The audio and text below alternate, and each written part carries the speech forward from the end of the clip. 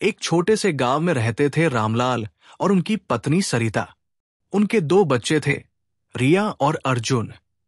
रामलाल एक मेहनती किसान थे और सरिता घर संभालती थी। बाहर से देखने में उनका परिवार सुखी लगता था, लेकिन अंदर ही अंदर कुछ कमी थी।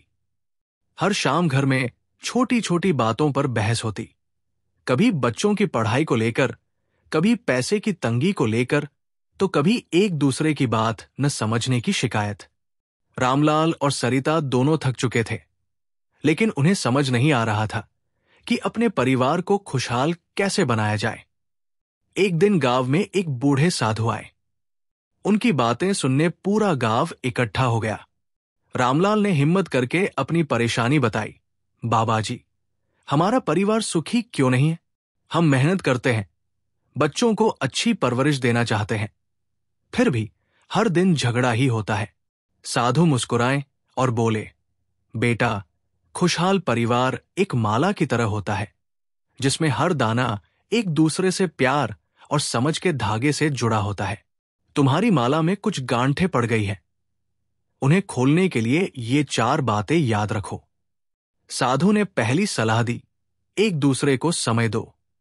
उन्होंने कहा कि परिवार के लोग साथ में खाना खाएं, हंसें और दिन भर की बातें साझा करें। रामलाल और सरिता ने सोचा कि वे तो सारा दिन काम में व्यस्त रहते हैं, बच्चों से भी ठीक से बात नहीं करते। अगले दिन से उन्होंने रात का खाना साथ खाने का नियम बनाया। रिया और अर्जुन अपनी स्कूल की बातें बताने लगे और रामलाल ने अपनी खेती की छोटी छोटी जीतें साझा की। धीरे धीरे घर में हंसी की आवाज गूंजने लगी। दूसरी सलाह थी, एक दूसरे की सुनो। साधु ने कहा कि झगड़ा तब होता है जब हम सुनने की जगह अपनी बात थोपने लगते हैं। सरिता को अक्सर लगता था कि रामलाल उसकी बात नहीं सुनते, और रामलाल को लगता था कि सरिता छोटी बातों को बढ़ा चढ़ाकर पेश करती है। साधु की बात मानकर दोनों ने एक दूसरे को समझने की कोशिश शुरू की।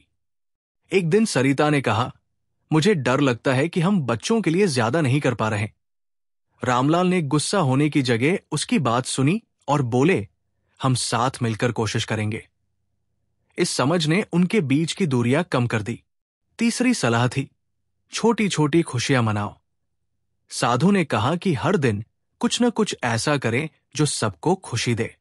रामलाल ने सोचा कि वे हमेशा बड़े मौकों का इंतजार करते हैं। अगले रविवार को उन्होंने बच्चों के साथ गांव के मेले में जाने का फैसला किया। रिया और अर्जुन ने झूले झूले, मिठाइयां खाई और रामलाल सरिता ने भी बचपन की यादें ताजा की। उस दिन घर में एक नई ताजगी आ गई। चौथी और आखिरी सलाह थी, गलतियों को माफ करो। साधु ने कहा कि कोई भी इंसान परफेक्ट नहीं होता।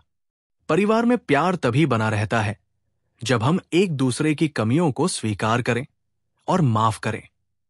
एक दिन अर्जुन ने स्कूल में झगड़ा कर लिया और उसकी टीचर ने शिकायत की।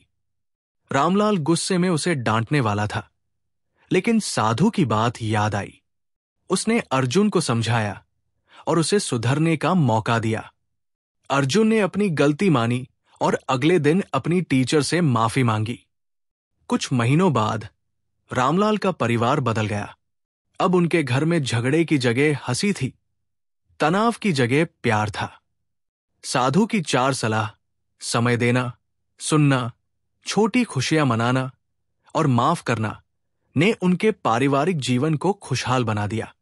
अपने परिवार को खुशहाल बनाना कोई जादू नहीं, बल्कि छोटी छोटी कोशिशों का नतीजा है। आज से ही इन 4 बातों को अपनाएं। अपने परिवार को समय दें, उनकी बात सुनें, छोटी खुशियां मनाएं और गलतियों को माफ करें। देखिएगा, आपका घर भी प्यार और हंसी से भर जाएगा।